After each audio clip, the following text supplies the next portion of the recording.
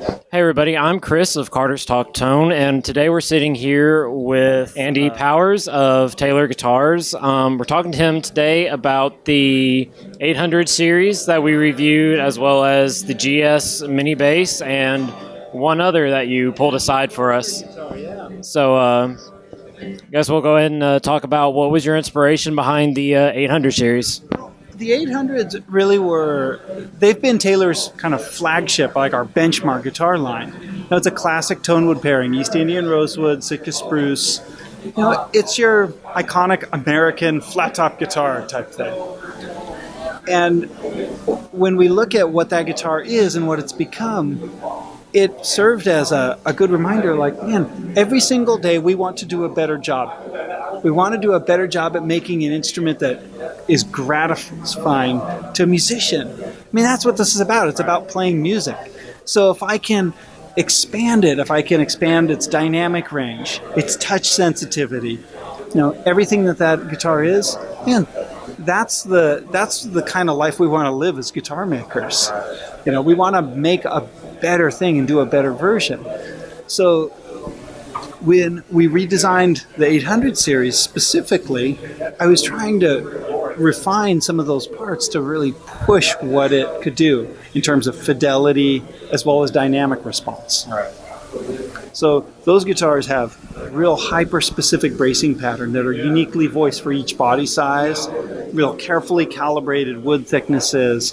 They're put together with hot hide glue, with traditional protein-based glues, ultra thin finish. I mean, where our finishes are quite thin normally, but those are half the thickness.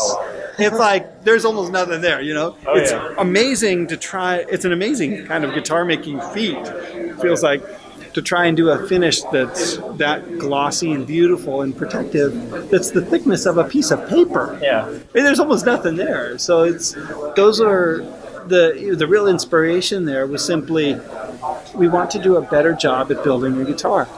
Let's keep pushing on this and see how far we can take it. Right, yeah, that was definitely one of the best playing guitars that I've touched. Like, I pulled it out of the case as soon as I got it, and I was just blown away by it. So, like, kudos to you. That was a very good craftsmanship.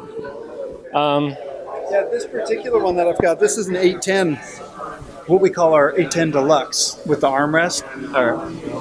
Because this is, in a lot of ways, like a continuation of our 800 series guitar idea, which is do in everything that you do a better job of it. Try harder, do better tomorrow. And when I think about what makes good music, it's never just the guitar. It's also never just the musician. Right. I mean, my hands don't sound like anything until I'm playing something. And this guitar doesn't sound like anything until I start playing it. It's the relationship between the two. That's what we get to hear, right? And so if I can do things like make the strings a little easier to play, if I can improve the action, improve the feel of the neck, that makes better music because I can play it better. This armrest, this radius armrest that we're including on the deluxe models, man, it gives me a little more comfort. I have better agility in my right hand.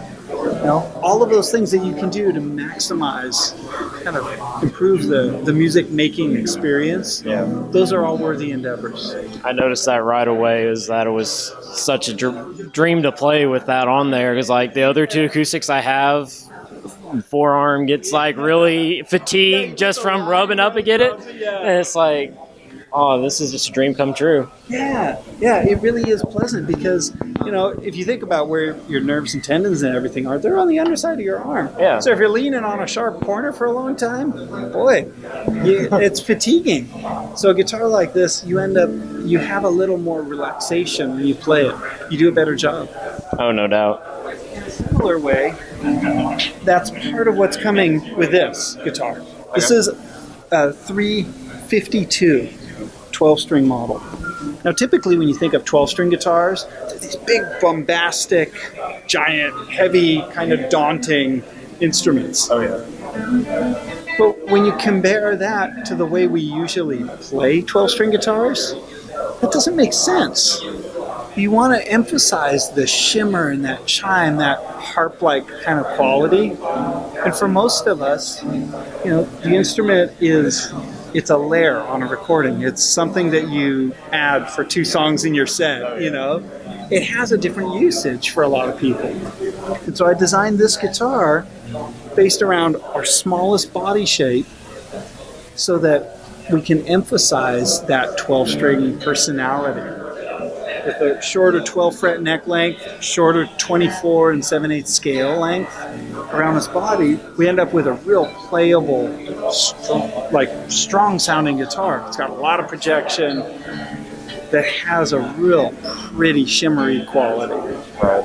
So this is like baby Taylor sized, or is it actually a little bigger? Okay. This would be our smallest, I guess you'd say, full-size guitar. Okay. So it's 15 inches across the lower bow. It's a relatively small instrument, right. But still, it's a real guitar. Right. This is kind of the instrument that went viral in a way. I mean, really, this thing started almost started as a dare. Really. Oh, really? Yeah. A couple of the guys in the shop, they were sort of egging me on, like, "Hey, you've done some cool stuff. Try this. Try and make a bass out of a GS Mini." I mean, we love GS Mini guitars, but really, a bass instrument, boy, that was a challenge because it physically is almost too small to work.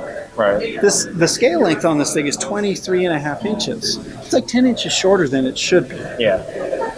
So it's not a real doable thing. And so that took a few years. Oh yeah. I mean, this has been several years in the making. A lot of it kind of pivots around a couple of unique innovations that were designed for this. One of them being this bridge pin, which is a custom patented thing that I designed to hold that big fat end of a bass string, right, and yet allow a small bridge to be used. These strings we developed with D'Addario. It's a custom built string set. It's a stranded nylon core wrapped with a phosphor bronze wire. Okay. So it's this unique thing that allows a little bass instrument to exist and actually play well, have good intonation, be comfortable on your fingertips. I mean, originally I was thinking of it as like the guitar player's bass. Right. It's for when your friends come over. There's 4 of you that have guitars, somebody's got to play bass. Right. Or you're recording some demos, you kind of fake a bass part. Yeah. Originally I thought, it'll just be a fun thing to have around the house. And then I started watching even my own kids pick the thing up and go, man, it's like the perfect first instrument for a kid. Oh, yeah. Because you just have to play single notes and you're in the band. Right. But now it's amazing to watch it like here in Nashville. And it's taking on a life of its own where I'm seeing serious, like really good bass players pick this thing up and go, oh yeah, this is a whole fresh voice. It has good intonation. It plays well. It's a sound that I've never had before. I mean, a lot of serious bass players are now using this just for that reason. They're using it in sessions and on records to go, hey, it's a voice that works. It plays well with others. It's a serious bass instrument that happens to be very small, portable, and easier to get around. Definitely. Yeah, I really enjoyed trying this out. It took me a minute to get around the shorter scale length. My wife tried it. She's got obviously smaller hands than me, and she played a little bit and was like, this feels way better than like my jumbo bass that I have. Yeah, it's a comfortable... It's a serious little instrument. It really is, yeah. It's an awful lot of fun to play. It is. Well, thank you so much for taking some time out of your day and telling us about all this. You can check out our demos in a few weeks. We'll have our review up soon, and we'll see y'all next time. Thanks again. My pleasure. Bye.